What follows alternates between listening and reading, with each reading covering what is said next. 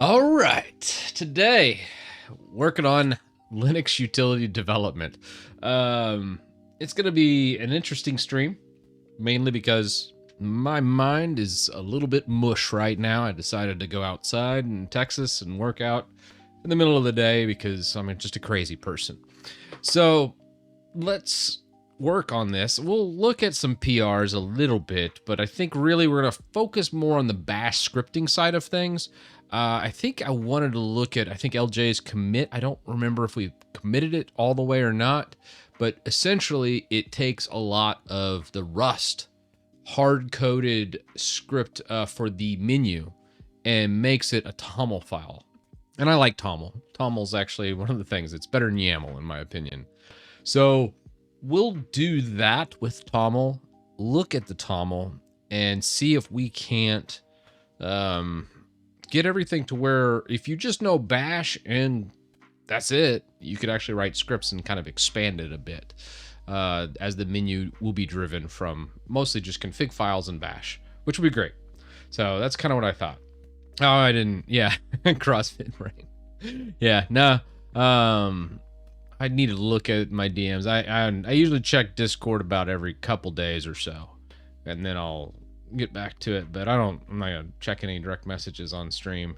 So that's kind of the plan. Let's take a peek at the pull request. We got 18 pull requests over here, which is kind of crazy. It'll be interesting. I think this one from LJ was one of the interesting ones.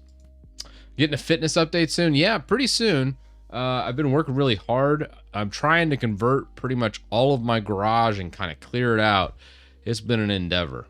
As I think on yesterday's streams, I told everybody I kind of overdid it on Sunday. But it is really, really coming along. How is your RAM usage? Only 8 gigs. No, the Windows VMs going, I got like 20 gigs? 24 gigs? No, I think I was only doing 16. What was the Windows? Windows, I think 16. Yeah, 16 gigs. I got 16 over here committed. Yeah. So it's using 8 via shared memory. It really only uses what it's got up.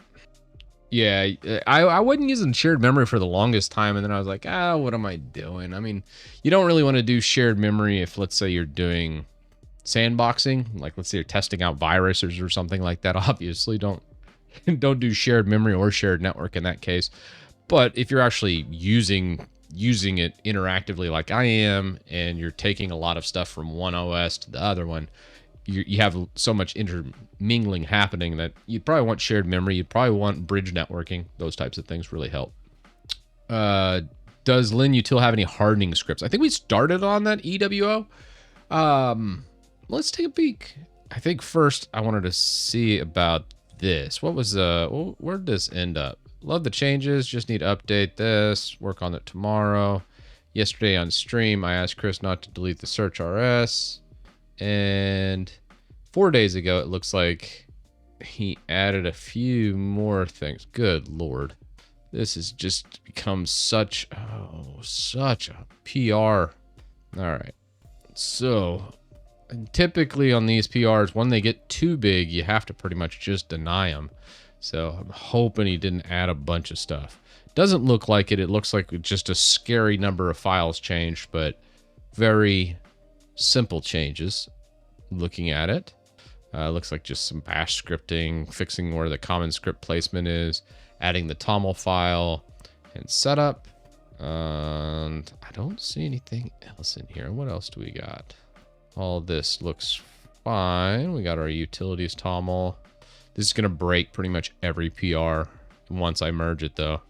Every PR after it will be broken into bits because this is just such a massive change. That's the downside. All right. This is the tab bringing you into TOML. Okay. Deserialization. Man, I had to do deserialization for the JSON for the WinUtil. But this would be very reminiscent of how we handle WinUtil and how we pull in the JSON tweaks. Let's see. And then this is where we used to be declaring the memory directly and hard coding it into the tab RS for the Rust project. And now we would be doing TOML. Let's see if I can even merge the damn thing. That's the first order. Sometimes when you have massive changes like this, it's very difficult to merge. So let's look at that. But this was one I think we set on the back burner. We were close to merging it, and then we didn't. Oh, wow. Green check marks all around. All right, 153. Let's check it out. So let's just go all open. We're going to come down into here. We're going to open this guy up. I will definitely do a checkout and a cargo run on this. So what this looks like, you'll see we're on LJ's 153 PR. Cargo run. And this is going to rebuild a lot. But let's do a git pull as well. Did we change anything? Yeah. So that looks good. You know, I want to test this. Probably source. Oh, wow. Source. And then commands. And we have the tabs.toml. Let's. Interesting. So these are directories. What if, let's come to the end. Let's just add a help. What does that look like on a cargo run? Oh, let's drop down. You used to call my name wrong and I called you Harry. Oh, man. That's funny. Okay. Failed to read tab data. No message found, no file or directory. So when you add the TOML, I'm just looking for reference here. Let's just pull up Thunar here. GitHub and linutil source commands. So we have these. We have a test directory. What's in test? Lib and main. Anywho, we create a help. So now we do a cargo run. And now we have, okay, failed to read data. No file, such file or directory. Rust backtick. Thread panicked tab.rs. Probably some more intuitive error handling here is needed on this as well. I like it though. Let's see what else. What do the other directories look? So you have tab data and then like firewall. So let's just take this. I can't right click. There we go. And I bet you when you create like a new directory, it's going to have like a TOML file and then referencing each one. So let's take a peek at vim help. Oh no, let's just open this up. Name help. I'm not gonna bother with this. This is just the data. So I'm kind of understanding the structure of this PR. Error handling would be good, but it's not the end of the world. Just seeing a panic, I think I'm okay with for now. It's the infancy stage of this project. So if we go cargo run, yeah, and then you have the help now. That's cool. All right. Interesting. All right. So very neat to know.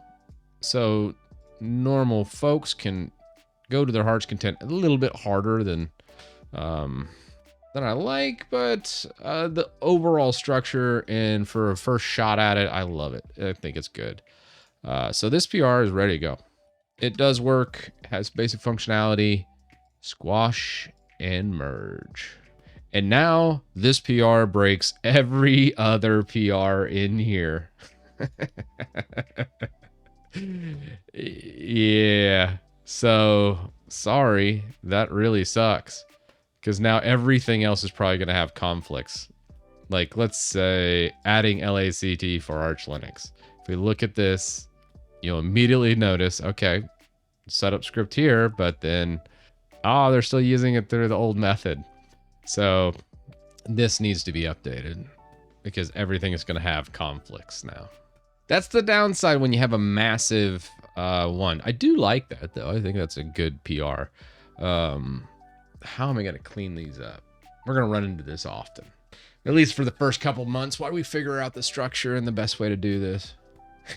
The best debugging line is still echo. This shouldn't happen. Agreed, D4. Agreed. Chris, have you seen a Bloodboard running on PC? What are your thoughts? Yeah, what was it? Mudar got it running. It looked like it was running at like 10 FPS. So the emulation's a little dicey. PS3 emulation, or is it PS4? No, it's PS4 emulation's always been a little bit on the rough side. I love it though. Yeah, I don't know why. I mean, I hope that kind of spurs them to do a PC port of Bloodborne. Because honestly, I would like to play Bloodborne, but I don't know. I just hate playing on console. I'm a PC snob. If it's not PC Master Race, it's hard to get me on board, which is hilarious because a lot of times these days I am playing with a controller. But usually up in my bed, I'm doing my Steam Deck, and if I'm at the PC, I don't know what happened. I hate to tell everyone this, but I don't know. I feel like I'm just an old man now, and I just want to have minimal input. So a lot of times I'm using the actual controller like a caveman. Ugh, hate to say it, but it's the truth. Yeah. Well, I think the problem I have with console is everything's so expensive, and it's like such a locked experience. So let's say you pay all this money for all these games. Well, after 5 to maybe 10 years or whenever the next console comes out, well, then you can't even play those games a lot of times. Backwards compatibility is, kind of a dicey thing. These times are like, let's just stream it through a live service that you pay monthly in perpetuity till you die. I just can't get on board with that business model. It feels wrong, dirty, and awful. And I just cannot ever condone it or contribute to that business model. So Xbox Bass is another one. All of it. I look at it and I'm like, yeah, the value add might be there today for gamers, but it's just a matter of time before they follow like every corporation does. Just like Walmart did, they corner the market, they get everybody to on that little subscription, and then it changes for the worse. The value add starts slipping a little bit. The game's not on there on day one anymore. All of a sudden it's 3 or 4 months in, and maybe even a year after a little bit. It's a slippery slope, and corporate greed will eventually take over and ruin it all, if it's not already ruined. I don't know. It could already be there. That's just what I see. Anywho, a little gaming rant there. Sorry. I don't know how that happened off of just one comment.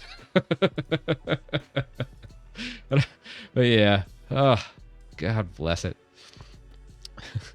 Oh, hey, thanks for the Prime earlier, Kang, too. I missed it right as I started. I think you hit Prime sub, so thanks, man. How do people compile and run linutil? A bunch of different ways. You have a binary that gets created. So you can do it just git clone and then do a cargo run with Rust installed. Obviously, that's the big install. There's a lot of dependencies. Only do that really if you're developing. In the releases, okay, maybe not releases. What is it? Target? Debug, maybe? When did that get created? August 20th. That is today. Okay, so like in the debug folder here, you could actually just go linutil and it would launch it. That's the binary file. The idea behind this is a self-contained binary that you can just run. A couple purposes here is we'll do a release section of this. So when you come back, actually, let's go to linutil. Let's look here. So when you do like a start.sh, this will actually run linutil through the releases tab. Why does that say today's date? That's pulling today's date instead of giving a release version. Anywho, this is an old release. And if we look on linutil, what this is doing is it's pulling the release right here from the releases. So there's that method, and you can curl this just going curl fssl christitus.linux and then sh. So much like winutil, you can do the same thing. So let's make a release real fast. Dang, has it been? Okay, yeah, here's a pre-release. Let's get this new release out from LJ. So we're going to go actions and do a release. Man, I just totally screwed everybody's PRs up. I'm sorry, everybody that contributed. But I wanted to get this done. It's definitely pushing it in the right direction from LJ with the TOML files. It's a massive change to the structure of the program. but getting it out of Rust into TOML slash, well, I mean, it's still Rust. The foundation's still Rust, but all the configuration from the menu and the bash scripts are all done externally through bash scripts in a TOML file. It still gets built. I want to say it still gets built. Yeah, no. So when it builds it with a cargo build, it would take that TOML, all the bash files, and compile it into a self-contained binary. So very cool. Absolutely. Let's pin this. Let's do a release. Well, I guess I tried to do a release 7 minutes ago. Why is this releases like this? What? Yeah, someone was talking about Arch 64. This is actually failing. Okay. Couple things here. 1 second. Getting there. Failed to run custom build of TUI 0.1. Oh, yeah. We're not quite ready for the... well, the contrib page would probably be good. You can copy a lot of what we do in WinUtil. The problem is we can't really write too many instructions yet for Linux Toolbox because it's still in its infancy. I mean, it's looking better and it's actually starting to get some use case here, but it's going to still change so much that whatever we write, screenshot, whatever, it's going to look way different here in a month. Hell, maybe a couple weeks. It's just how fast this goes. Can I use VK Basalt on Bazite? Yeah. You can, Sicko. Bazite should be VK Basalt's in Flatpak. It's in FlatHub. I say that, but let me check. VK Basalt. Let's see. How's it release? Oh, shoot. Oh, it's not a build from source. Oh, bummer. Okay. Might have to get on Bazite's. I'm sure there's a way to do it, but it probably would be more of a Nix type solution for Bazite. I would probably do Nix, and then I think Nix VK Basalt would probably be the workaround here. There's always a way. You can think it. Someone has already done it. Oh, God bless. Nix packages search. Here we go. Yeah. There's VK Basalt. Yeah, you could probably do it for like a Nix installation is probably how I would do it, like Nix env. That's one method of getting it on there, probably from Bazite, because Nix is essentially a container when you do it in other systems. Because I'd probably do that because Nix on Bazite. It includes Nick and Fleek. Fleek? It's kind of a cool name. All right. But yeah, NixOS ecosystem is massive and how they install stuff. Even on an Atomic or an immutable distro, if you get Nix going, it's good to go. So it looks like it already comes with Nix. I can't remember the Bazite command, but there's like a D package configuration that you can run, and I'm sure Nix would be in there. Would I like Nix over Bazite for gaming? No. Use Bazite. Nix for gaming is for crazy people. If Phoenix was here, he would tell you to do Nix just because he hates people.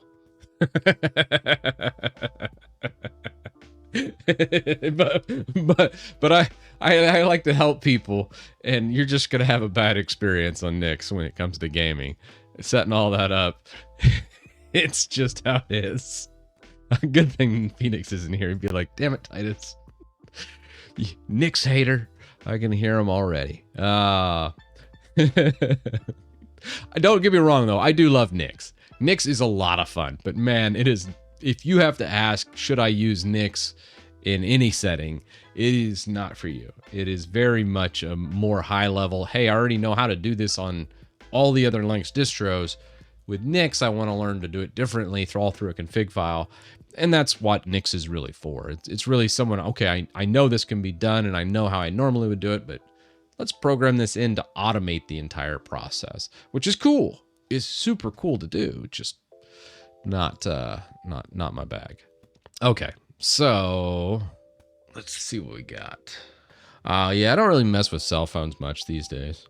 I'm kind of good on that. I did my little endeavor jumping back on the custom ROMs and stuff, and I'm like, meh, not for me.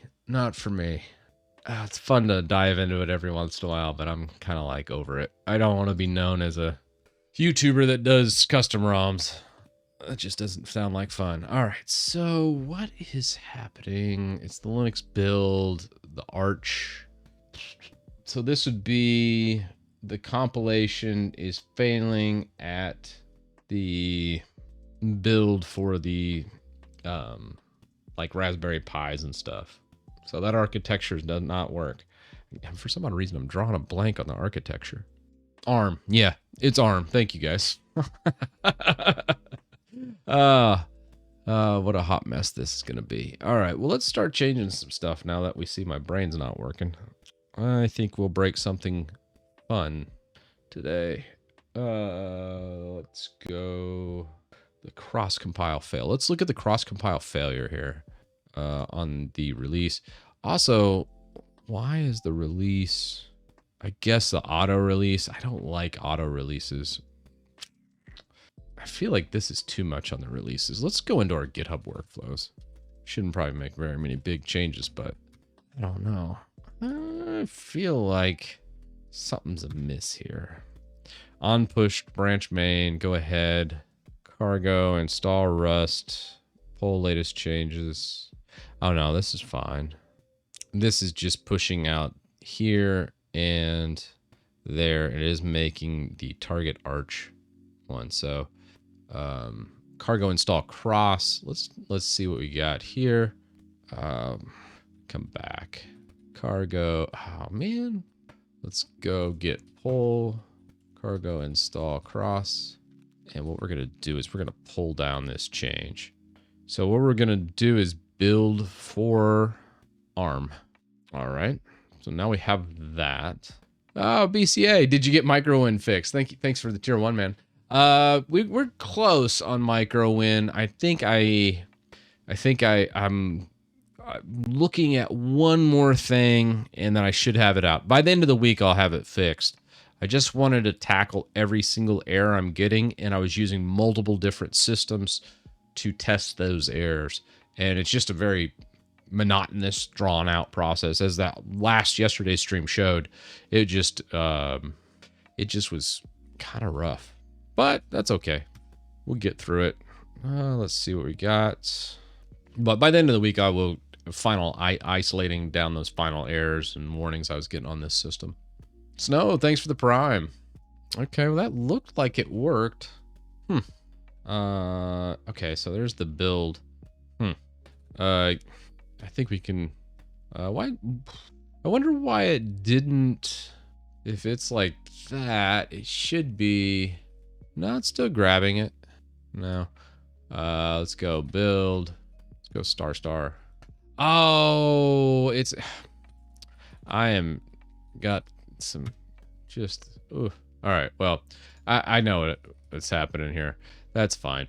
We're just going to go that way, and then we're going to remove this, and then get status. So we're going to go lazy G, fix, ignore of build target. Great.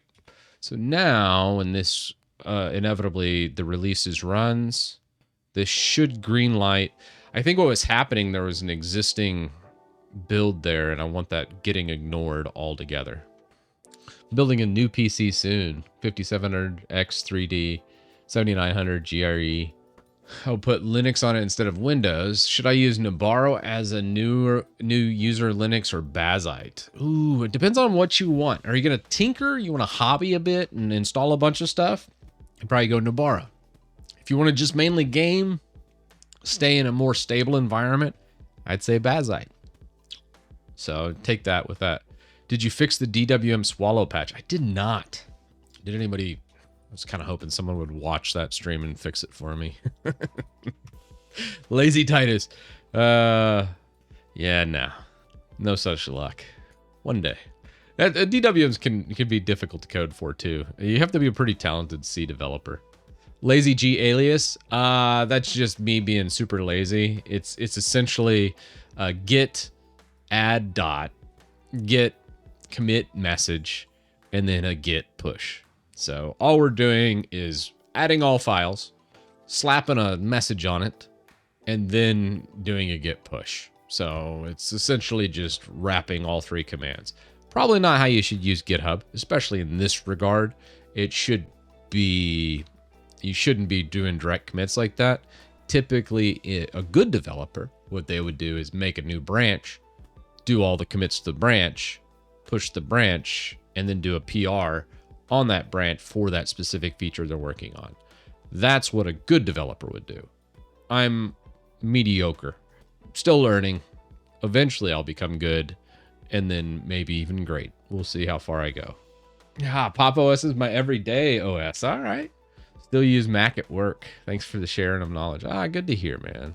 Yeah, Pop OS, you're in good company there. A lot of people love some Pop. I used to recommend it a lot. So just still the AMD one that's having problems. What is the error we're running into? So we're not getting this error locally, but we do get it on GitHub build. I wonder why. I think when we look at it, glibc is too old. Update the glibc, use the Docker container. Okay. So let's go with the workflow. That makes sense. Let's go lib. So this is going to be set up Docker now. Oh, God. Oof. Probably needed. Man, Rust moves so fast. Oh, to think that the government is just like wanting to push Rust all of a sudden kind of blows my mind. I just could not see a world where that will go well. But, all right. Let's see the changes here. It looks like just Docker. Then we have the Docker run workspace. It'll be kind of interesting. Build essential.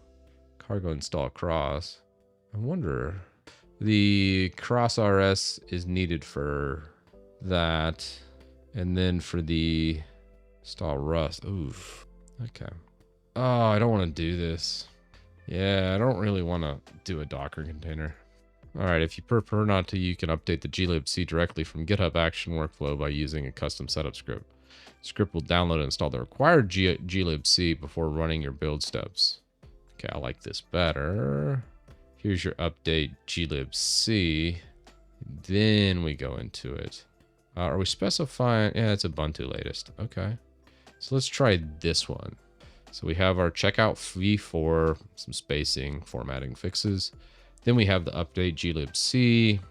I'm not a huge fan of the PPA usage, but the rest is sufficient. I think that'll be okay. All right, let's give that a whirl.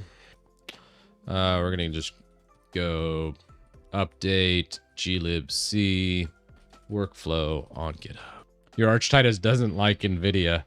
I'm kind of interested in Kang and how we could try that out. Maybe let's on Thursday's stream. Now that you say that, Kang, we're gonna do some revisit of Archtitus. I think we need to do some Archtitus. We've been like hitting development work so hard these past bits that I'm kind of curious to see what happens with. I could use a little break and go hit some Archtitus while we wait. All right, so now we're in the middle of the build. Get to the cross compile.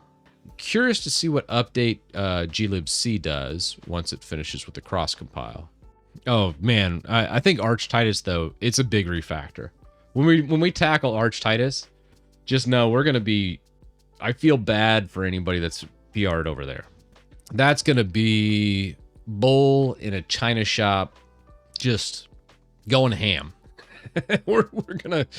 There's just so much to do there that I have to almost rewrite that whole binary. It's been 2 years, and we're gonna be refactoring a lot of it. Chris, fresh Arch install build requests can't find AUR package for tar, tree, multi-tail, TLDR, trash CLI, unzip, CMake, making JQ. Huh.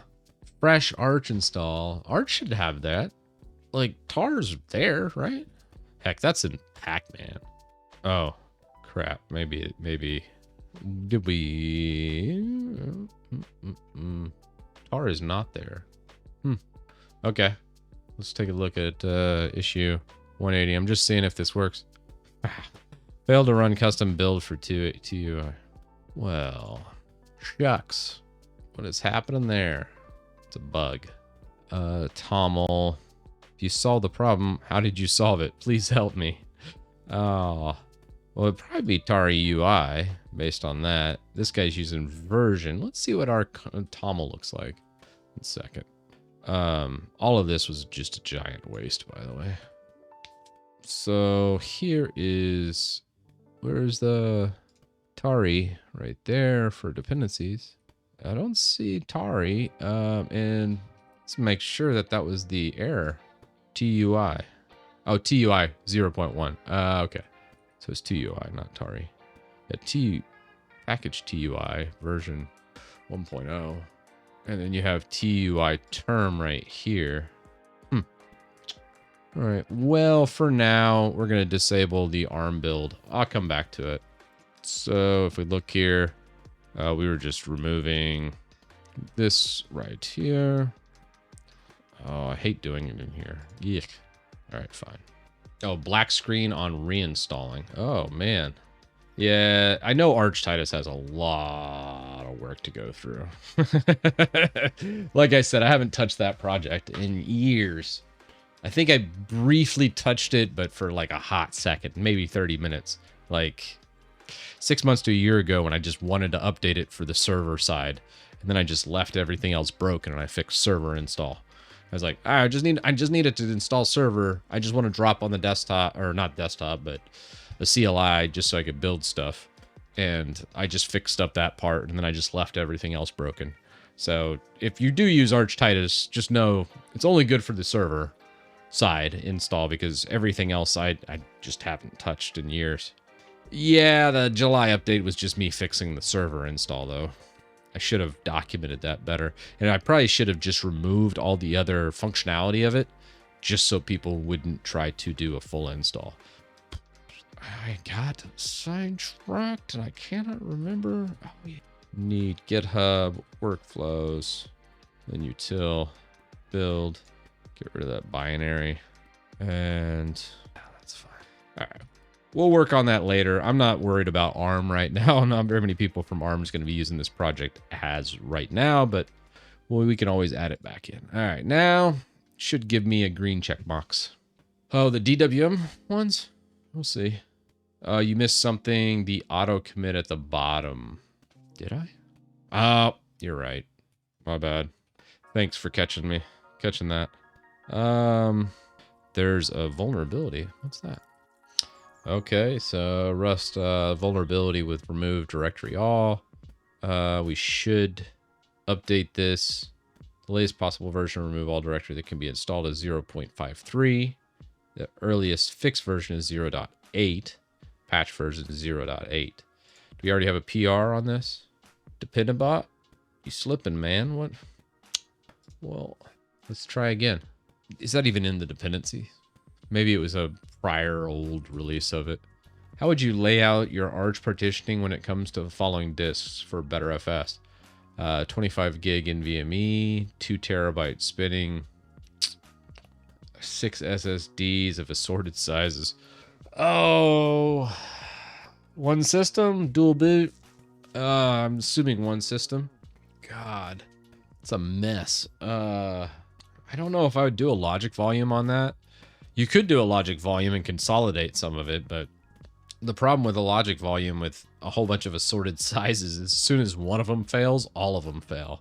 So I don't think that's recommended. Although for sanity's sake, and if they haven't seen much action or much usage, then probably you could do a logic volume.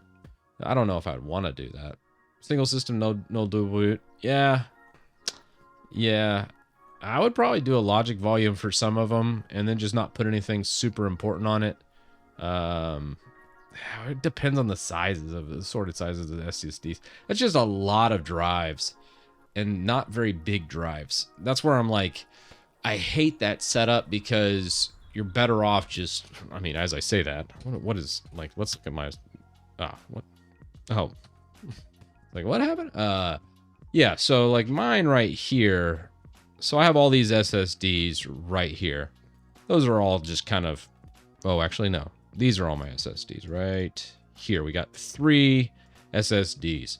These are just sitting in there. They're in a hot swappable bay.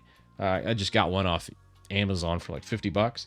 So then I can like hot swap SSDs if I ever want to like do a bare metal install and then just not use something else I won't. And then for my NVMEs, I put 2 terabyte and a 2 terabyte NVMe. These are actually relatively cheap. I think about $50 into today. I think in the past year I've bought these, and one's Linux, one's Windows. So pretty basic layout. These really aren't used. You see there's no mount points or anything here. There's no mount points in Windows really. These two right here, this is a RAID, traditional spinning platter, 3 terabyte RAID. Again, not really doing anything. So almost all of this I have just for like different projects and stuff, but it's there for compartmentalization of those projects, and then I'm not really actively using them. Really what I'm using on my system is these two, and I'm not really even using those very much. So if you look, I mean, on this one, you can see my home directory, I'm only using 700 gigs, and everything else looks pretty good here. You will notice this right here. This is where I put most of the stuff. You know how I'm always kind of like willy-nilly and just like YOLO, let's format without even looking, because I don't really care. Even if this whole system gets taken out and just catches fire, not a big deal. I really wouldn't lose an hour of work because everything is usually in active storage in an 8. I think I got 8 drives on there, but tons of, I think 2 of them are hot swap. I actually have over 32 terabytes worth of just hot swap space.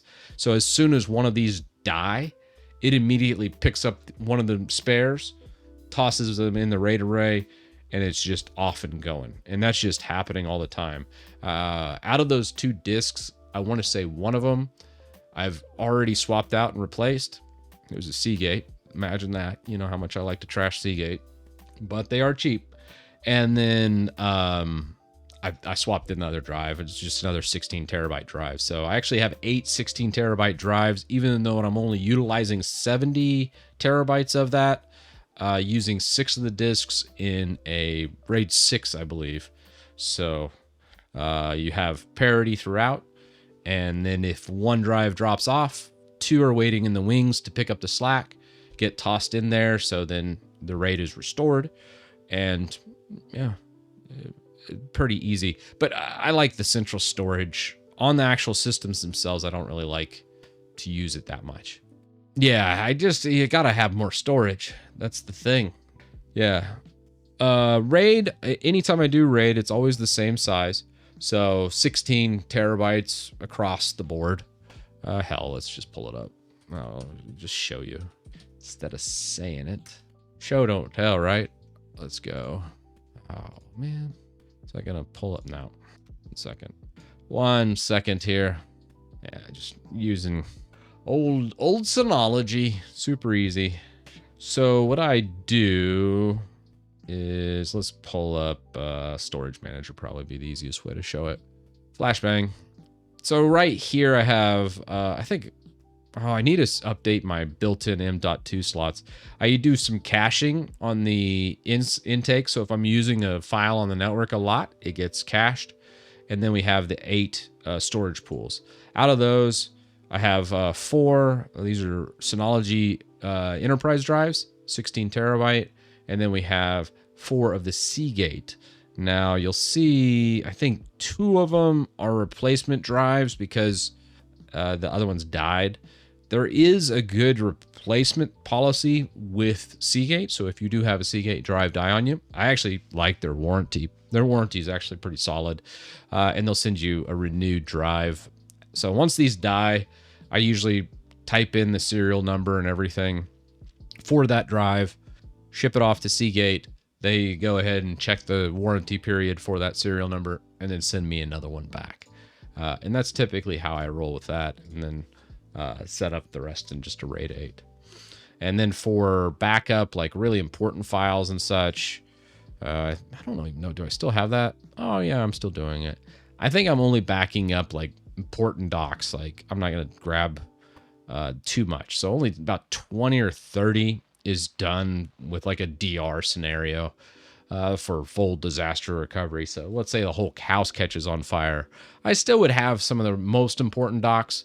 Obviously, like raw footage and things like that would get lost, which would be okay. Honestly, I don't ever use the raw footage past the week I'm editing it. So let's say, you know, honestly, as soon as this stream wraps up, I go in the other room, I start loading it. I usually edit it that day or the next day, and then I upload it.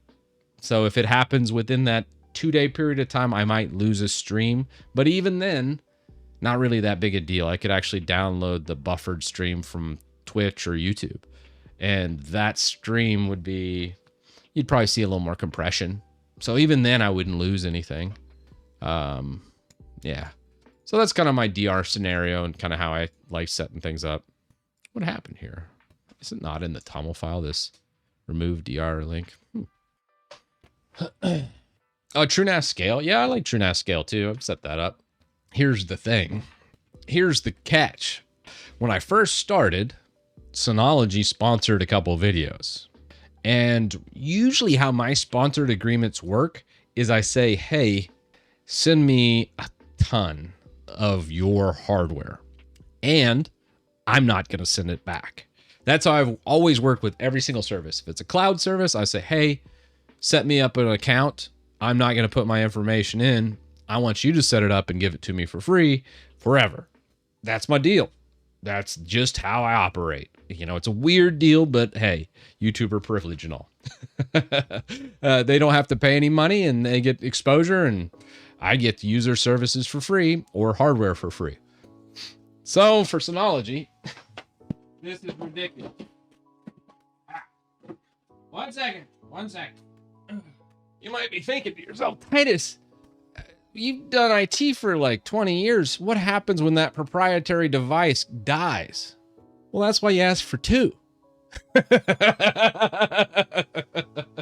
Yeah.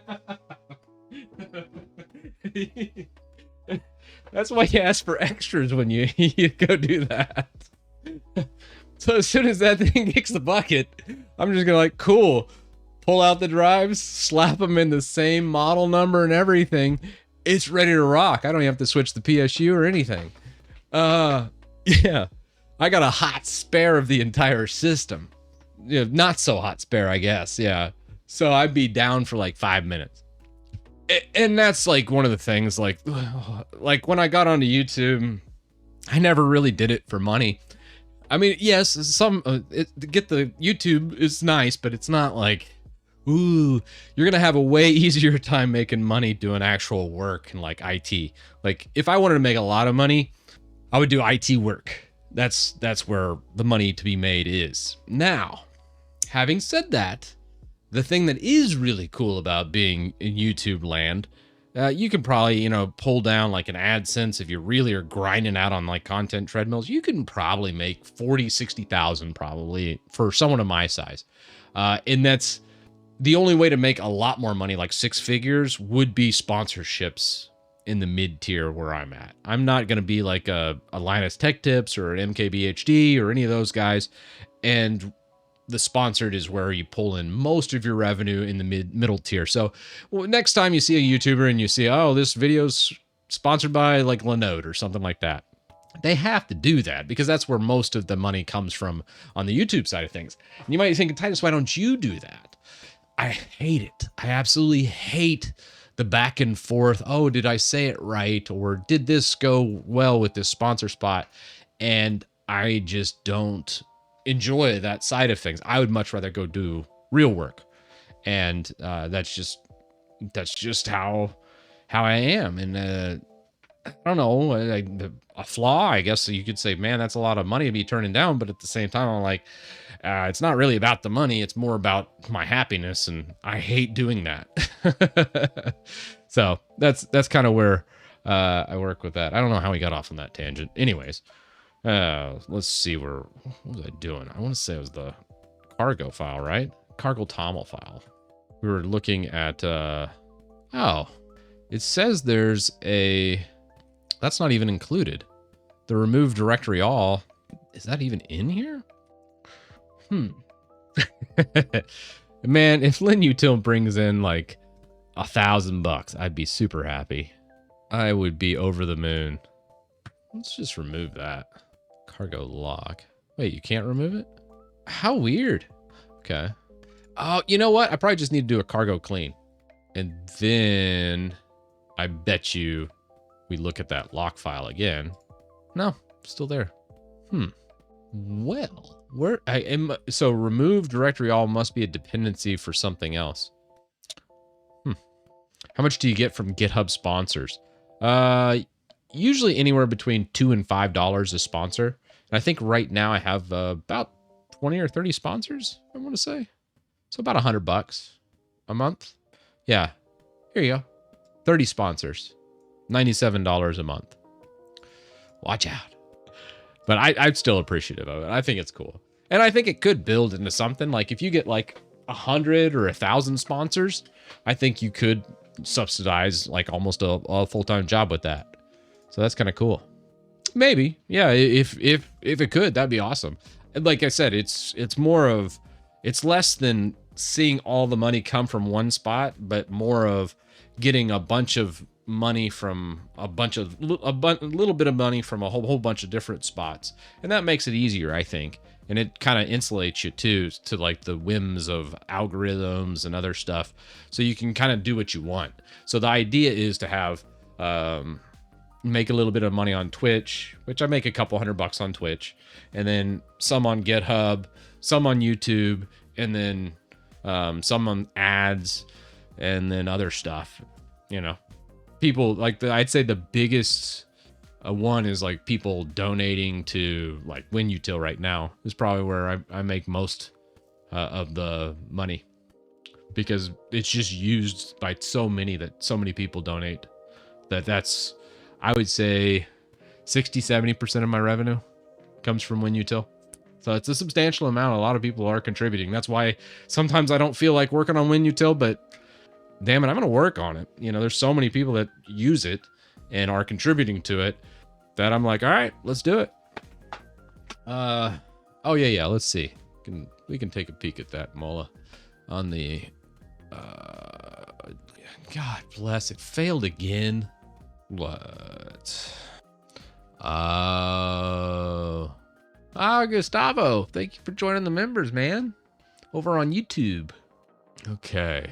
This is interesting.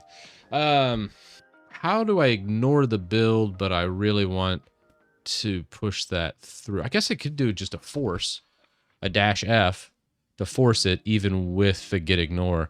I just want local builds to get ignored on the upload. So I don't want to remove it from the get ignore. Well, heck, I think we can just do that. Let's do it. Let's go GitHub, workflows, LinUtil. And we got the build window LinUtil right here. But, so that's pulling. Input file build -LinUtil. Do the .for build -LinUtil. Add a force to the auto commit action. Okay. Force true. Let's see if it hallucinated that. I'm thinking it hallucinated it.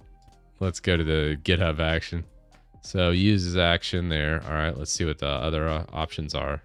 Commit options, no various file sign off, file pattern, repositories, tagging, add options, options used that, push options. That's what we need. It hallucinated. You worthless LLM. Watch out, they're coming for your jobs. Making nonsense code on me, just making crap up. All right, it's that time of the stream where I rant about AI. There we go. Fix, force push. Got to do a force push. All right, now let's take that Mola. Sorry, I still had the release is there. Not today, old man.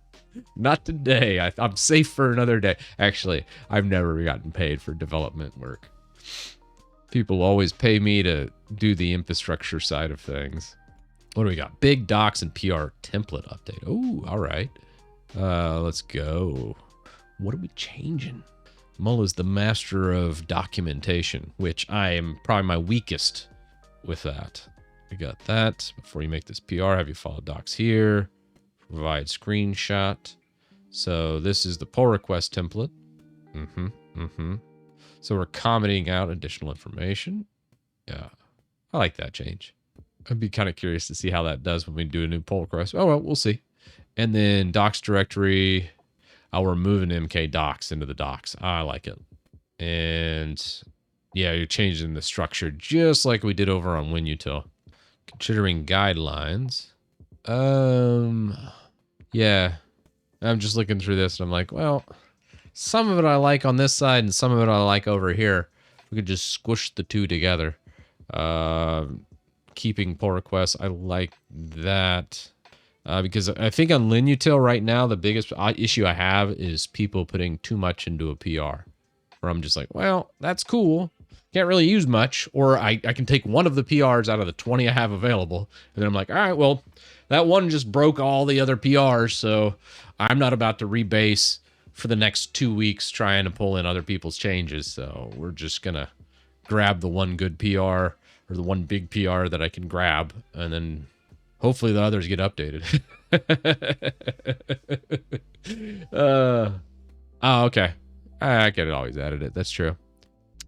I kind of like this side better, the existing contribute, because LinUtil is more of actual coders, where WinUtil you have, well, I mean, it's a different type of developer, really. I would say more for scripting side of things, where you actually have more traditional developers of like Rust, which is more low level language, where PowerShell's more of a script. I don't even know if you can call it a language. Is PowerShell really a language? I don't know. What do you guys think? Is Bash really a language? I don't consider them languages. I consider them like scripting language kind of thing, where it's like a more high level and just less work. I don't know. So WinUtil is basically script kiddies. Yeah, I'm the king of script kiddies right here. All right, overview. Yeah, I don't know on this one just yet. I'm gonna have to look at that one a little more. I'd be fine with the PR template update though. I'll look more on that. Anyways, let's see. Did we finally finish this where it actually accepted the action? GitHub, LinUtil. Yeah, I'm really good with scripts. That's one thing I definitely am. Oh God bless. We got another fail. Not going my way today. Let's go. The push option should work. Skip dirty check, skip fetch, skip checkout, create branch, add options. I think it might be add options with a -F. We can check that. We'll double check. Yeah, I'm thinking add options. When you have a git ignore, it's gonna bypass all that. So let's go GitHub, workflows, util. So if you look right here, push options force, I think is fine. And then we'll do a add options -F. And then that will force the add of it. But let's double check that. We'll see the syntax right here for git add options. So we have this -F for force. Actually, I'm going to go longhand with this, just so we leave no doubt. So add options and push options, we will add both forces to that. So during the add for the auto commit, it'll add it and then it'll push it forcibly. All right. We really are fixing releases. All right. For real this time. This whole stream is just me fixing a GitHub action. Gosh. Some days you don't get much done, but it's really about the baby steps, you know? It's about just kind of trudging through. It's about showing up, putting the work in, and then this is going to be green now. I have a good feeling about it. But yeah, even when you don't feel like it or you're maybe a little off for the day, I think it's important to show up, And then maybe don't tackle something super big. Just tackle enough and get something minor done. So then when you leave for the day, you're like, okay, at least I did something today. I always like to say at the end of the day, I started it or I improved something better than I started the day. It's so important to do that. Yeah, Linus says it's about get force add, not force push. Probably don't need a force push. Force push can be scary. What branch are you pushing to? I don't want to answer the question now. We might be doing it to main. See nothing. We're just gonna. Let's not force push to main. And this is why you don't force push to main. All right. Yeah. It should be fine though. All right, we got some love. We got the green, but we're gonna go ahead and take out that force push because I agree with you, Linus. Force pushing the main probably not the wisest idea, and since it's just get ignore, the force on the add is really should all be needed. You are right. This is also why I love chat, just chat in general. There's been many times where just having chat up on these days where I'm a little off, and having someone there, I glance over and they're like, "Oh no, what's he doing? No, don't do that. No. And I just see chat spamming. I'm like, oh, yeah, we shouldn't do that. That's a good point. So thank you for it, for some of these days when I do something silly, because Lord knows what would make it in here if I was left to my own devices. I feel like chat is the true champion of free and open source software because it's almost it influences me on a lot of my code where I'll be like, oh, okay, this does work. But all right, now we should have all the build. Okay, gravy. If we look at the build directory, we got Linux, linutil right here. We're not building ARM yet, so this is going to be pretty old over here. Sorry for the ARM users out there, but that's okay. What's in release? I think we could delete that, actually. Can we just, yeah, let's just delete that. All right, well, how do I clean that up, maybe? Yeah, sure. Yep. All right, delete, commit. All right, cool. That's a little cleaner. So then when we run our action over here, we'll go pre-release. Let's trigger a pre-release flow showing the new hotness that we did last week. And I think the whole purpose of this was just to do it. Chat is my conscience. That's true. And never do an RM force recursive route. Oh, well, I've done that before. But actually, if you do the RM-FR route, I don't think it actually does anything. Yeah, I think you have to actually do. Should we do that command? Shoot, you know, just as a little bit of a preview for. Let's do a little preview for Thursday's stream, shall we? What was I doing? Titus, that was the boot. Did I not have a one-run command for this yet? Oh, geez, there's so much I could do to make this better. Yeah, Thursday we'll have fun with Arch Titus, but in the interim. All right, well, actually, yeah, okay, we're good. All right, that's good. Good. A little preview of what's in store. But we're also, oh, look, we have it right here. Here, we'll just try this one. I don't remember what was on here, so. Someone in chat said, don't do this, so we're, of course, going to do it.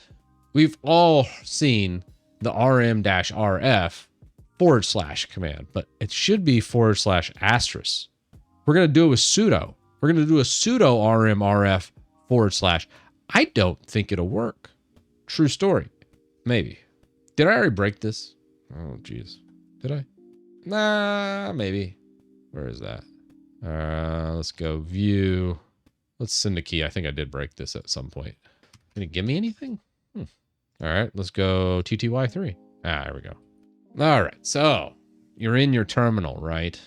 And you go sudo rm, what is it, rf / This actually does not work. They patched that out. Use no preserve root to override this failsafe. Now, I want to say, if you add an asterisk, it does mess things up. Yeah, the asterisk will really mess up a system. So asterisk is just not good. Yeah, see, it is thoroughly broken now. That's GG. So the no preserve root, it gives it away. If you really want to troll some new users, you gotta do the RF / like this, but always add the asterisk. So that's what it would look like. Now, obviously, nothing works now because I completely deleted everything. But yeah, when I saw that, if we're gonna meme a little bit here, remember your memes, and if you're trying to really troll and really get someone to blow up their Linux install, you gotta do either the -- longhand, no preserve root, but they're gonna figure something out. They're like, wait, don't preserve root. What's that mean? That seems bad. But a little more innocent is the asterisk, where it just completely, oh, this system is toast. No coming back for it. Do I have any snapshots? I do not. Probably should have done a backup or a snapshot. But alas, that was fun. Don't remember why I have 2 Q cows on that one. Oh well. Goodbye. You are the weakest link. But we will touch a little bit on that. The root will cause system errors. So like you can be safely in your prompt, do a RM RF / here, and it's not going to allow it. So remember the asterisk if you're really wanting to blow up your system. Still every bone in my body when I pressed enter, I was like, God, what if it actually goes through and works? That would be bad. I think actually yesterday's stream, now on Windows, what we did nav was we went through all the partitions on Windows and deleted them all and then recreated them. Oh, you did, Mola? Okay. Sweet. Thanks, man. Yeah, pull request update. Yeah, that's good. I can't believe you just tried that and not a VM. So the weird thing, that why I was like a little bit hesitant too, Dragon, you'll make this even more fun. This is even more fun. You know how when you type sudo, like this is a fresh prompt, right? And you type sudo something, sudo su. I actually did something even more insecure on my system where sudo doesn't actually ask for a password on this system. Terribly. I would never do this, obviously, in a business environment, but here I was just like, I got tired of typing my password in. And typically, I would screw it up on stream anyways, and most people figured out my password's like 1234. It was just like pointless. Like, if you're sitting down at my system, I'm like, whatever. The last concern I have is whether or not you can elevate to super user or not. So removing that safeguard on top of doing the sudo rm rf / made it even a little bit more of a, oh, I probably shouldn't try this out. But now we can just all day long, and we know it's okay unless we add the asterisk. Like just typing the asterisk like that. Oh, it's making my hands sweat a little bit because it's my live system. Anyway, the more you know. I know. A little bit rough. Is DWM your favorite window manager? Yeah, I think so. DWM is just so rock solid for me that I just love it to death. Even though I broke it recently, I don't know how to fix it either. I've been sitting here, I'm like, God bless, I can't figure out why when I do like Thunar, it should swallow Thunar, but it doesn't. So my swallow's broken. I talked about that on yesterday's stream too, and I was just like, it's gotta be something in my config. Let me look. There's gotta be, because I did everything. The beauty of it, I do all my stuff in Git. So I always have revision control. It's just I have 152 revisions. At what point in time did I break it? I don't know. That's where I'm like, what do you think did it? Let's go back in time. Let's come back to like kitty update or even cleanup right here. Like if we pull in, oh wow, I had a whole bunch of themes and stuff. Oh, that's just kitty cleanup. So let's browse the files from this point in time. This is about a month ago. I think Swallow was working back in these days. Oh, here we actually have a release. I wonder. Does this release work? 6.5, 46.5. What hell have I changed? Oh, check the PR? Okay. What did I miss? I want to know. Oh, here we go. Here we go. Fix swallow patch. Was it just a rule? You need to add Windows rules. No swallow, Firefox, GIMP. So if I wanted to swallow the app, if it's a terminal, it should just swallow it though. Yeah. No, that's not the fix actually. Unless Alacrity spelled wrong. Oh, maybe that's it. Well, maybe not actually. Let's go xprop. Dang, that's it. Thank you. Yeah, I didn't break it. Yeah, you Zika pill, thank you. Yeah. So what ended up happening here, I ran an xprop to grab the window class, and you can see, well, here. If you look at the class over here, the class is Alacrity. So what it should be over here, oh, nope. Did I not? Oh, maybe I didn't. Maybe I fat fingered that. I don't know. All right. So then you got Alacrity. It has to be case specific. Oh, that sucks. That's just unfortunate. But thank you. That's totally what did it. Also, looking at that config though, did I change? Is terminal, no swallow, monitor. Yeah, no, now this should work. Maybe. I wonder. Now I'm thinking I might have. Man, no. It should be fine. Let's try. Spin all over this. All right. Now, please don't swallow your apps. Choose first. Where's the fun in that? I'm just using Thunar as an example. So we have this up and then we go Thunar. God, that was simple. Okay. Thanks, man. That was bugging me. It's such a simple fix, too. That's the worst. I'm such an idiot. That was definitely one of those just... perfect. Okay, Swallow's working amazingly well now. Oh, wait, no. So if I go into, like, Lutris, and I'm in Lutris, I think I actually broke this. Now, it's working over here now, too. So I wanted my... Yeah, look at that. I wanted it to float, and the Lutris rule is working. So this is the new one.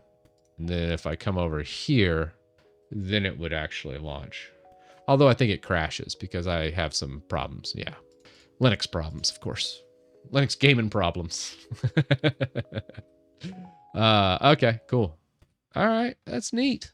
Maybe do those bugs. Oh yeah, might as well. While we're here. Well, let's first do a commit, right? Lazy G, fix, terminal, swallow. Okay, that's good. And then let's see. Thank you for that. I will forever in your debt. Steering me in the right direction. I was like, wait a second. You capped Alacrity, and I did not. Is it just as simple of an uppercase letter that was messing me up? Answer is yes.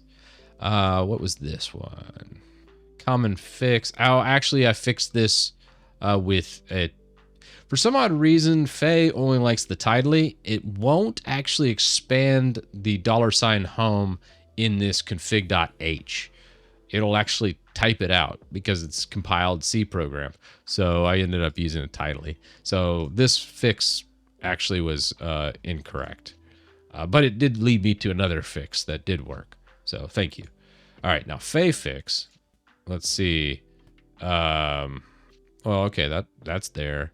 What's the setup fix here? I guess that's fine. So this is, it configures backgrounds. Okay, I like that. That's a good fix. Approve. Submit.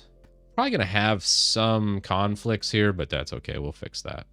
So that was the Faye background fix we needed to call. I switched out my PyCom. I got tired of the animations. So yeah. Oh, I was trying some other stuff here too, actually.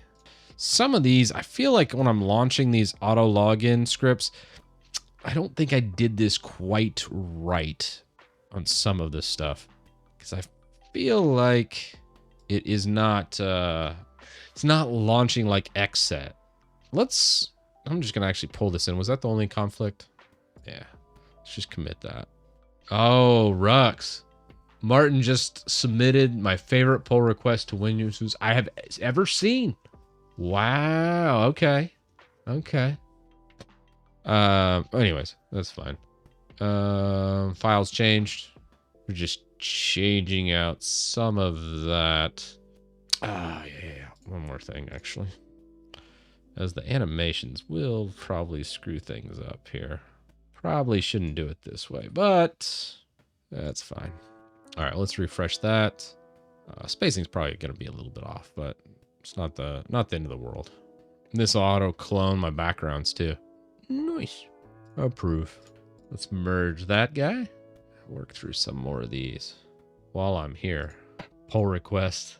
Oh, Mola's on top of the pull requests here. Hey, I appreciate it though. Templates always help.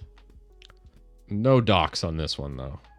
I don't need docs on everything. I can't keep up with as many docs. We're just gonna do basic built-in GitHub stuff on DWM Titus. Add output, what? Document directory. Scooters, thanks for the tier 1, man. All right. Couple additions. I mean, it's kind of meh, bloated there, but font fix. Probably need the font fix. And install nerd font. Yeah, I like it. It's good. Oh, thanks for the 5 gifted subs, Scooters. Appreciate it, man. Did I hear Chris wants docs in all his repos? Oh, no. No. No more docs. I love documentation, but, I don't think I can do anymore. Well, that's kind of a weird... okay. Let's configure backgrounds. Let's see if you change the font. Oh, no, configure backgrounds is there. All right. Yeah, we're good. It's kind of a weird conflict. Just make sure. Yeah, no, we're good. Might be thinking, Titus, you should probably test out some of these PRs. I'm like, nah, we're good. Looks like I already merged this. Interesting. Did I just merge it? I thought I just merged this. Feel like this has already been done. Why am I seeing double? Okay, let's go. I think I'm almost through all these PRs. We can jump over. Yeah, the rest of this, I'm like, whatever. All right. Let's jump over to WinUtil. Favorite PR you've ever seen in your life. Now this has me intrigued. Where did all these PRs come from? Provide a toggle option to choose the download engine. Auto, Winget, Chocolatey. Oh, that's clutch. That's pretty cool. Man, that's going to be good. It's kind of a mind F when you go do this too, by the way. It'd be interesting to see on the download engine.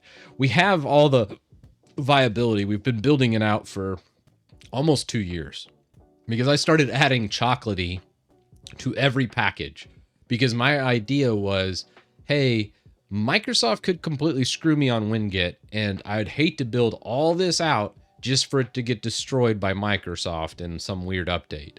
So, and that's what my thought process was. So we always added Cocoa or Chocolatey to everything. And I was like, hey, if there's a Chocolatey package, put it in there. And then we added a failsafe to where if it's not in Winget, it'll default and fail over to Chocolatey. But now, actually getting to choose between the two, I think is pretty good. I think a lot of users will love that. That is pretty cool. We'll see what he does. We'll see what the final looks like. I love the draft, though. It looks really good. Chocolatey's been around a lot longer. They're both CLI package managers, just like you get in Linux, but for Windows. And Chocolatey is more supported. More packages are available probably for Chocolatey. But Winget is what I opt for because it's made by Microsoft. And it integrates and installs and uninstalls a little bit better, and it seems a little cleaner some of the time. There's nuance to this because some packages install better with one package manager compared to the other. Where in Linux, it's like, hey, if it's there, it's there. If it's not, it doesn't work. It's very, very black and white, where in Windows, there's like various shades of gray with different package managers. There's also a third package manager called Scoop, and Scoop's a little newer, and I like Scoop. Scoop's really cool. So inevitably, we might actually add Scoop to this, since the foundation's pretty much there to do multiple package managers. Scoop could be on the list for that. That'd be kind of cool. Would need some kind of prevention so you don't install same app with Chocolatey and Winget at the same time. No. Yeah, damn it, we use like an if-else statement. We'd verify that it's not installed, and then it installs using the proper package manager.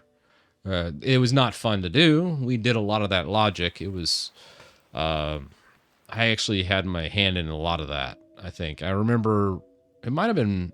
No, I think Martin actually did that one too, if I remember correctly. He did some of it, and I think I coded some of the integration when it came to the failover to Chocolatey. What about MYSys? Oh, linutil 180 is important. Would love your feedback. All right, let's take a look. What's MYSys, by the way? Huh. I have to check that out later. I'll bookmark it. Put that in my projects. All right, let's go check that out. Sorry, Pickley. Let's I said I was checking out 180 earlier, and then I got sidetracked. All right, where's 180? Oh, it's issue 180, huh? Okay. Implementing local installation and update mechanism for linutil. Since GitHub discussions aren't enabled yet, this issue will serve as discussion forum. Ooh, I should probably enable that. One second. Let me while I'm thinking of it, someone mentioned that earlier. If I don't do it right now, I won't do it. Oh, there it is. Okay. All right. There we go. Cool. Set up discussions. So you guys can discuss away over in the discussions tab now that exists. So we installed that. Enable local installation for linutils. Users that rely on offline commands, display, Bluetooth, Wi-Fi shouldn't have to download linutil each time they use it. Interesting. Okay. Provide a shell script for setting it up locally. Basically, we just do an install. Probably the easiest way is do like a local bin. So here's how I would do it. I would just go, here, we'll just do it right now and see if this works. So if we go into our build, we have our linutil right there. How old is that? Okay, that was made today. Let's remove linutil arch. Let's remove release, remove arch 64. All right, cool. So let's copy linutil, and what we'll do is we'll just put it in .local bin, right? So then you could be anywhere and just be like linutil. I think that's probably the easiest way. Let's make a desktop file for it, right? So obviously it's not going to show up here. So we could launch it with like a desktop. Oh, what happened? Oh, no momento. I think I broke something. I broke it. Okay, well, okay, there we go. Let's just kill all my processes going. I don't know what happened there, but it's all good. Maybe the sudo rmrf command worked after all. Yeah, it could be. Oh, did we ever rerun DWM? Oh, let's pull all these changes, right? Oh, I did, didn't I? 1 second. I'm just gonna relaunch that real fast. Okay. Perfect. So linutil. So we can do linutil right here, but probably doing like a shell. How do we want to do the home directory? We could install it to user bin too. I think that would probably be kind of neat to do. So let's do that real fast. Make a linux.desktop file for linutil when it is that is located in the absolute path. Well, just say the path. Home.local bin. So that should work. Utilities application true. Oh, we need to have a icon utility too. All right, cool. So let's push that over. Oh no. What? Let's just copy. Ah, all right. So then we got our desktop entry. Let's go File, Save As. Call this linutil.desktop. Perfect. So just as a trial here, thought process here. I don't think this is going to work. I think we're going to get another lockup, but be fun to try anyways. What does the Arch Linux option do? I don't think it really does much that I'm thinking of. Oh, what about this xset? I meant to query that while I'm thinking of it. Okay, yeah, xset's working. So let's go over to linutil. Let's copy linutil desktop, and we're going to put that into our home local share applications. So now we have linutil, right? Okay. It's kind of weird because it didn't grab any of my opacity. So it just runs full opacity as a binary file and that's not launched through a terminal. It's kind of interesting. Oh, it opened in console. That's why. So my default terminal is set to console? Interesting. Oh, I need to configure the default terminal in Rofi. I thought it, why wouldn't it grab like the XDG standards? I want to say just DRRs, right? Oh no, it's just directories. Where is the XDG standards? I feel like the desktop files would be in one of these configuration files. Which one is it? Cannot remember. Yeah. Alrighty. Cool. So anyways, yeah, that does work. So, yeah, we had some KDE stuff. Update alternatives if it's not already installed. It could set the terminal to launch via X like that. Obviously, we don't want to. That's so set update alternatives. Really? Target not found. Update alternatives. Yeah, that's not an Arch package. Yeah, that's not a thing. That's a Debian thing. That is Debian. This command is for peasants. Ah, peasants. I can't even spell this command. Yeah, I can't spell peasants. It is for losers. I am an Arch user, part of the master race. Really? Expert terminal alacrity? This is dumb. Like, have you not heard of XDG? Okay, yeah, you're right. Using XDG standard is a more appropriate way of setting the default terminal emulator in Arch Linux. Here's a way you can do it. Okie dokie. MIME apps list. That's what I needed. Ah, yes.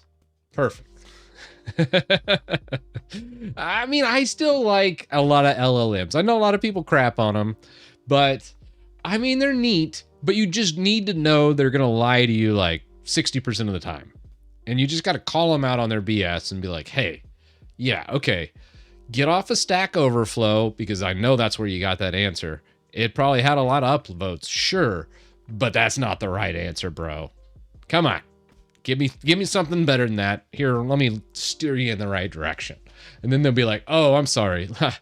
Now that I've actually read the manual, here's the command you need. See, that's what I'm talking about. Terminal should be in here, right? It's set to Kitty, actually. Let's go star substitute Kitty with alacrity. Probably another one I'd probably do a substitute on. Probably something like, what did it open up in? Console. Is that even on here? Console's not found. What did it want me to do it as? X scheme handler terminal. X scheme handler terminal. Alacrity. Okay. Yeah, that's right. Now I'm looking through and I'm like, what else is set? Kind of got me confused. All right.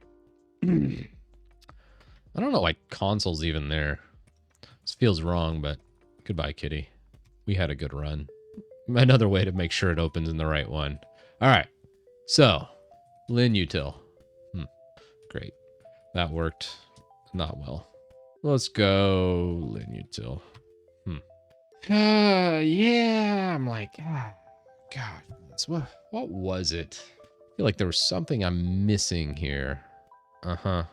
What command does XDG have to check default terminal? XDG utils. XDG mine query default scheme handler terminal. And if you want to set the default terminal, you can also use the following command. All right, neat. It does not find anything. So then if we go like that, then we go, didn't grab that. Let's try to, nah, I didn't find it either. Oh, good to hear, Tenacious. Glad it worked out for you. 115 days, that's longer than my 105. You know, you and I both. I don't remember. I gotta tell you, this is the longest I think I've been on Arch. I've blown up Arch so much. I mean, I don't want to say anything, but this is definitely a record for me because we're going on 4 months. That's kind of insane. Did I turn it off and turn it back on again? Sounds like a Windows user thing, but I'm inclined to agree with you. I feel like XDG portal needs to be rebooted. So if we have cursor, how to reload XDG. Open terminal, type this in. I don't know about that. That doesn't feel right. Yeah. What about new MIME types? Now that seems good. USR MIME. This command updates the MIME database with any new MIME types you've added. If your MIME types are in a different directory, replace. Sure. Aren't the default MIME types set in home user.config MIME? Wait, what was the .config? MIME apps list? Let's see what they say to that. Just run Rofi terminal alacrity. Really? Will Rofi set it for me? Huh. Did I fat finger something? Possibly. Or are you talking terminal alacrity? Is it casing? Is this all from... Ooh. User bin alacrity. I don't know. Connection failed. You update the MIME database. Reload the desktop environment. I'm not using a desktop environment. Huh. All right, fine. Really? Why was... Like, if we look at applications. Oh, Steam is there. It's just a broken link. Okay. That's fine. Let's just take this. Remove. Okay, that's better. But I still don't think that fixes our issue with linutil. I mean, this is totally off in the left field now. It did seem like it opened and closed really fast, though. Yeah, I don't know. I want to say it's actually working. I think, honestly, what we should probably do is just change it to like XDG to force XDG's default usage. I mean, most people aren't going to run into this problem. Most people are using like KDE or GNOME, and they would not have this issue. But this is just like goes to show on Linux, there's a bunch of different issues specific Linux desktop users can have if they're using a specific desktop or a configuration. Just one of those things. Let's go into history. I want to say, instead of using XDG, nope. I want to say it already gave me that. That's what I want. That's what I want. All right, now to fix this for good. Actually, we needed to go into share applications, vim linutil, then do that number now linutil. You can kind of see it pop up ever so briefly. It's like it's starting and then dropping right out. Is it executable? Oh, damn, it better be. That is a good question, though. Let's check. That'd be funny. Yes, it is. You can see it right there. Executable. Good question, though. That's a good question. Give me the desktop file. It should be all right here. So if we look at linutil, let's update it. I mean, it does work. It's just my specific system has a little bit of a hiccup. I think this would probably be the way to go. Something like that for the desktop file. But just running the binary direct, like you can be in any directory. Let's just go to the home directory and just go linutil. And it would launch into this version of the linutil. Does XDG open work? That's a good question. Let's try. Share. Oh, well, actually, it's bin linutil. It opened it up in W3M. That's kind of funny. Oh, set as, see, that's the question. It led me to the answer.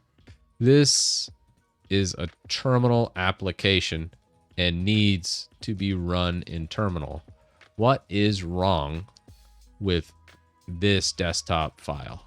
The exec line is not correctly formatted to run the terminal application. You should use exec to call the terminal emulator directly with the command you want to run. Is it as simple as the quotes? Well, I mean, technically that shouldn't matter because there's no space in my home directory. I mean, obviously this is correct, but is there any other potential errors? Bash? We could do bash. Should I use bash or sh to launch linutil? So we could do like a bash-c to do it. I prefer bash probably.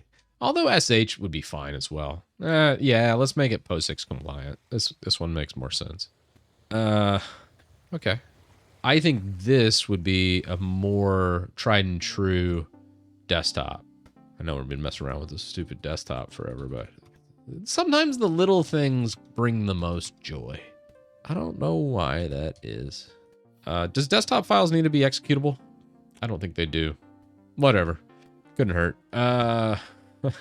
Let's go. .local share applications. Oh, linutil. Yes.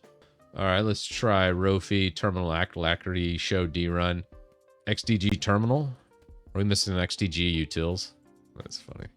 Nah, it's there. XDG terminal -e. I think when you do XDG terminal, so let's exit that. And if we go linutil, okay, that didn't work, but you could be right. I think honestly, what it should look like is something, instead of doing this, I think you just do sh-c, launch it. This makes the most sense to me. I know this is like such a roundabout way, but now we can go .local share applications. Yes. Eureka. Yeah, that was it. Somebody asked the right question. Does XDG terminal command even exist? Answer, no. XDG terminal setting in MIME types exists, but not that command. It should just launch when the default terminal by using sh, and it does. So that's cool. So now we're launching it directly in Alacrity. You have correct. I mean, we'll create a script to do an install and stuff, but I think that all kind of stemmed from, hey, do we want to install linutil? Fat fingered that. Deleted that. Linutil desktop, lazy G, add desktop, shortcut. So, I mean, it's not going to install anything yet, but we have the binary, we have the desktop shortcut made that's universal, so it'll use a home using the variable home, and then we'll just drop it into people's .local bin file. I think that's a pretty easy spot to use.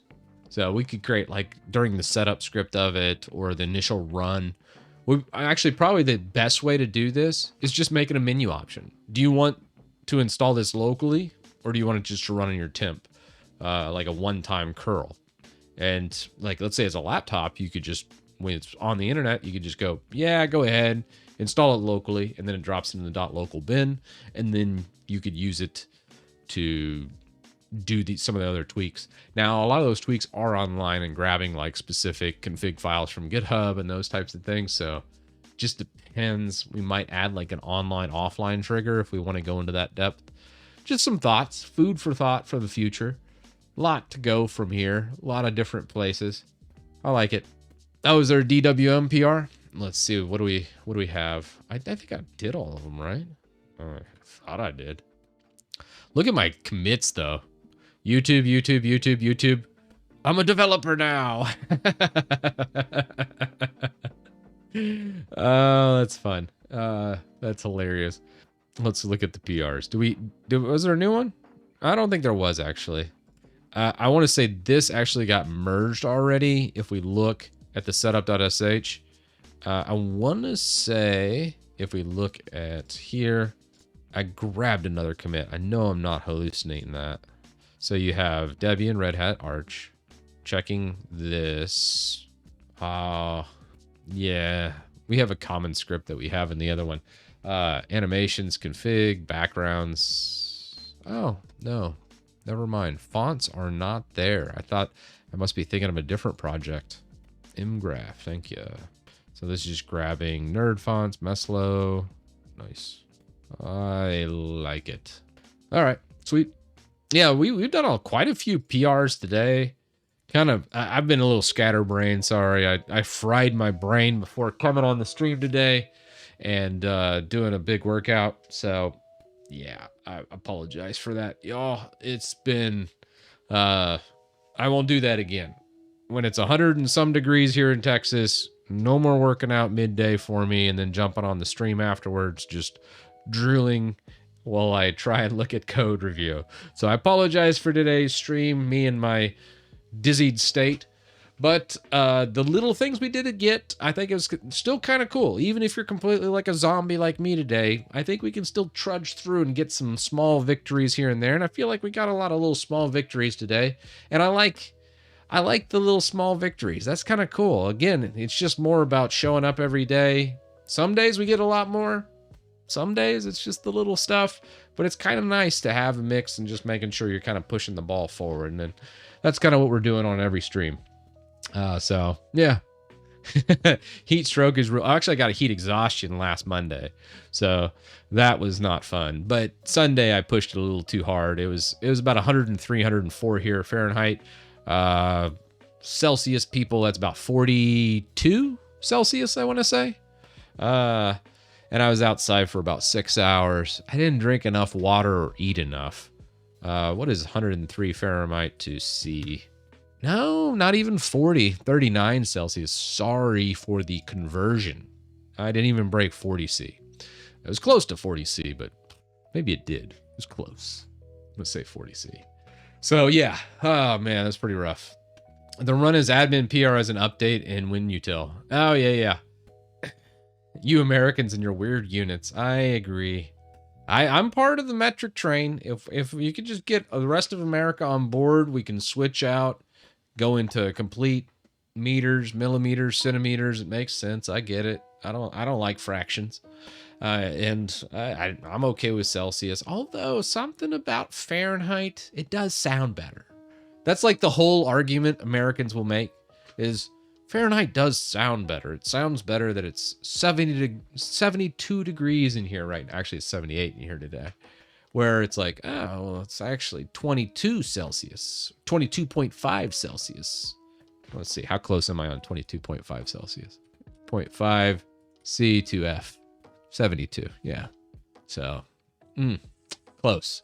Close on my conversion. My car is Celsius, my indoor metric, everything, all AC units in America are Fahrenheit. My wife would kill me if I switched it to Celsius. So that's not happening. She makes fun of me already whenever she gets in my car. She's like, really? You have it set to Celsius in your car? You're ridiculous. I'm like, I know I am, but it's fun. Do you drink water in gallons or liter? Gallons. It's all about the gallons over here. Well, it's kind of funny. So my car doesn't convert to kilometers at all. Well, obviously, everything's in miles here. So I have it set and it shows remaining tank and it says like 300, 400 miles. And then right next to it, it'll say the outside temp and it'll be in Celsius. People are like, what? Okay, that's just weird. But hey. All right, y'all. Have a great one. I will see you on Thursday for the stream. We'll do Arch Titus for Thursday. I'm going to go ahead and set the stream titles for Arch Titus. And then we'll jump into that. So not so much development. We're going to jump in, revisit that. I kind of want to clean up that script a lot.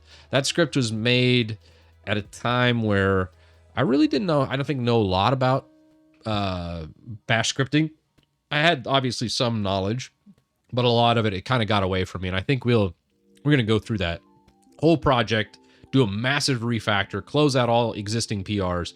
I'm not going to accept any PRs over there, so please don't waste any time over there. We're going to just take a sledgehammer to that entire project, revamp it all, and then see what we got after the words. So look for that on Thursday. Y'all have a fantastic evening. Deuces.